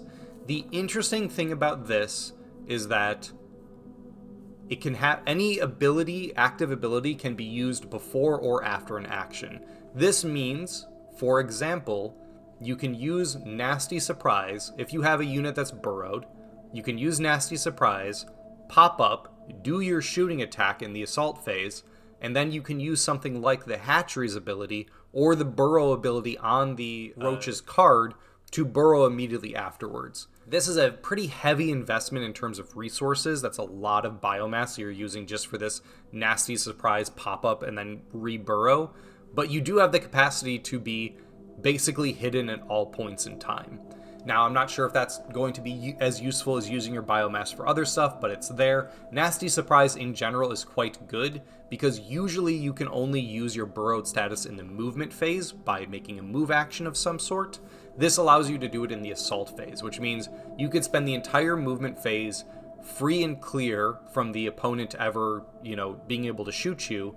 And then when it comes your turn to shoot, you just, I'm just going to use Nasty Surprise, pop out and shoot.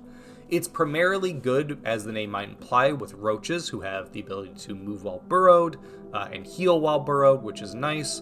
But also, this is a very good ability for Hydras, because if you burrow a Hydra with another ability and the opponent can't shoot it, suddenly it's your turn and you go, all right, now I'm ready to shoot you now that I've been basically safe the whole time. And you can keep your relatively squishy Hydras alive while giving your opponent, no pun intended, a nasty surprise.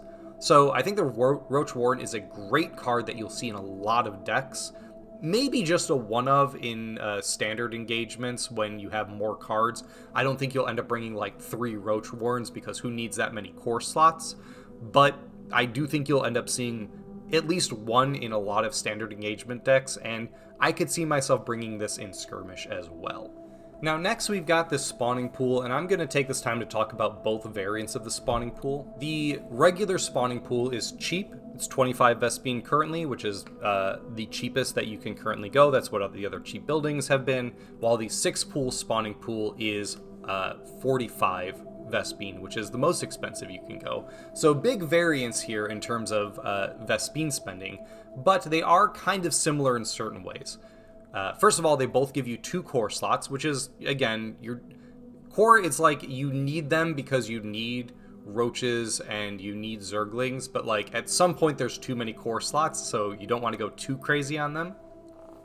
The regular spawning pool gives you 1 biomass, while the 6 pool gives you 2 biomass, which can be very useful for 2 biomass abilities, such as Roach's Burrow or the Queen's ability. And then they both have a Feral Rage. Now, they both have Feral Rage. They're somewhat similar, but they are a little different. So the one on the spawning pool gives the unit's first use close combat weapon Precision 2. Again, Precision 2 giving you auto hits. That's very nice.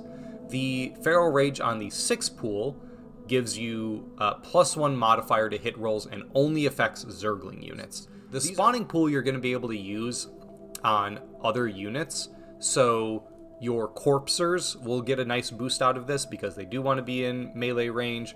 You can also use this with Kerrigan, who has a okay but not super accurate melee attack. You can give her Precision 2, which is very nice, and Kerrigan wants to, kind of eat up all your resources and be your hero, so that can be a thing. But the 6 pool also gets one other thing, which is the Timing Push ability. The active Zergling unit deploys from any table edge that is not a player's entry edge. This action must end more than 10 inches away from an enemy model. This basically says you can bring in Zerglings from the sides of the board, because one edge is going to be your player edge, the other edge is going to be your opponent's player edge. There's probably like certain areas, depending on corners and stuff, that aren't yours or aren't anybody's. But this basically lets you flank with Zerglings, come in from an edge that they might not expect. It might let you hit a objective that neither of you are able to reach quickly. It's just another way to deploy onto the board that's not just walking in from your specific board edge. And that's going to be very useful because you can start using this as soon as you're doing reserves, which is usually the start of turn 2, if not sometime in turn 1 if something dies. So the Feral Rage will just make your Zerglings hyper powerful. So I think the regular spawning pool is going to be a common occurrence in basically every list because it's cheap, gives you those core slots, and Feral Rage is good on basically every unit that Zerg can run. But if you are going Zergling focused and you're like, actually, yes, I wish to just cover the board in 108 Zerglings, this spawning pool, 6 pool variety can give you the capacity to do that. And I think you will see some people choose to engage in such shenanigans. And finally, we've got the Zerg Rush, a tactic near and dear to the hearts of basically everybody who's ever played Starcraft. This is another 1 biomass pick. This is a middling cost card in terms of Vespene. It gives you 2 core slots. Again, there's just a lot of ways to get core slots in this faction, so you're never going to be hurting for those. It gives you 1 biomass, which is basically most cards. And it gives you 2 abilities. First is Instinctive Reaction, which says when an enemy unit declares a close combat attack against a friendly unit, the friendly unit becomes eligible to make an evade roll against that attack. Basically always giving you the option to evade in close combat. That's really good on Zerglings who have good evasion. It's pretty good on Kerrigan, who doesn't really have good evasion baseline. It's 6 baseline unless she's using her mutagenic carapace, but it is just another way to help keep her alive. Just anytime you want an extra save in melee, Instinctive Reaction is going to give you that option, and that's just good in general. The other one is Attack Move, and this is one of the trickier abilities, I think, in the game. Attack Move says when a friendly unit becomes unengaged, it may immediately perform a move action. This is a reaction in the combat phase. So that is to say, when you kill a unit, when you charge in and you fight and you kill a unit in melee, you get to make a move action. This means you can charge a unit, kill it, and then use Attack Move to get onto an objective and score an objective. You can use it to move directly towards an enemy. You set yourself up for a charge next turn. You can use that move action to charge in, kill something, and then end that move action next to the Omega Worm and put yourself in reserves for next turn, so you're just completely off the board after killing something. Attack move has a lot of utility, or put yourself, you know, within range of the queen, so the queen can get her psionic bonus, so she doesn't have to spend a biomass next turn. There's all sorts of things that getting a free move does that are good, and this is just one that you can kind of have in your back pocket. That is, oh, my Corpsers killed something. Oh, Kerrigan killed something. Oh, my Zerglings killed something. It's time to get more movement on the board. It's basically giving you a double move because you're going to move now and then move in the next movement phase. And that sort of thing is really, really powerful. On top of instinctive reaction just kind of being nice and keeping your Zerglings alive more than they might. Attack move, I think, is going to be a really major component in a lot of especially melee-focused Zerg builds. So if you end up going that route, Zerg Rush is great. But this is even just a good ability for mixed type of combined arms. So if you are doing like, oh, I'm bringing a bit of everything, I've got some shooting, I've got some melee, I've got a hero, I've got my support, I'm just going to go very well-rounded. Zerg Rush is going to be useful at some point in every single game, and I think that makes it a really good card, especially for the cost. So, what have we learned about Zerg from looking over their cards at this point in the beta? Well, Zerg are pretty well-rounded. They have really good melee units in Zerglings, Corpsers, and even to an extent Kerrigan, who's a little bit underwhelming in melee for a hero, but pretty good given all of her utility. On top of that utility, you also have the Queen's utility, so two very good utility units. You've got at least one decent type of Roach that can shoot in the Vial. You also have the Hydralisk, who I think is probably one of the better shooting units in the game, at least currently. Like, obviously that is subject to change as new things come out. And they have very flexible and open options when it comes to their tactic cards. I think Zerg is in a really great spot at this point in the beta because they have the capability to do a lot of different builds and catch your opponent off guards. There's also a lot of ways to deploy from reserve in various locations, whether that's through the Overlord or the Six Pool or the Nidus Worm or the Burrow deployment. So you have a lot of flexibility in movement. You have the extra movement from creep. They're very fast, they are very punchy. Their main downside is how squishy they are. Yes, Roaches are very hard to kill, but the Queen has a lot of wounds, and that's kind of about it. The Hydras have a defensive bonus, but it's not super high. Zerglings are made of paper, so are Roachlings, so are even the more elite, quote-unquote, Kerrigan Raptors. It's not a faction that lives very long, but it's very fast, gets where it wants to go, and has a lot of utility to help it when it gets there. So, all in all, I think Zerg is in a really interesting spot at this point in the miniatures game beta. I think they're going to be very strong in the right hands, in the hands of a person who understands movement in tabletop games more than it would maybe for the other factions. Because there are so many movement tools and tricks and utility for this faction, I think Zerg will be really good for a person who wants to get board control by just covering all the angles and covering all the options. But hey, this is so early on in the beta that nobody really knows everything that's going on. Let me know what you think. Let me know if you're excited for Zerg, or you can't wait for another video for one of the other factions, or if you're just excited for the Starcraft miniature game in general. Pop a comment down below, subscribe. I'm going to be doing a lot of StarCraft content, especially once I get the miniatures in hand.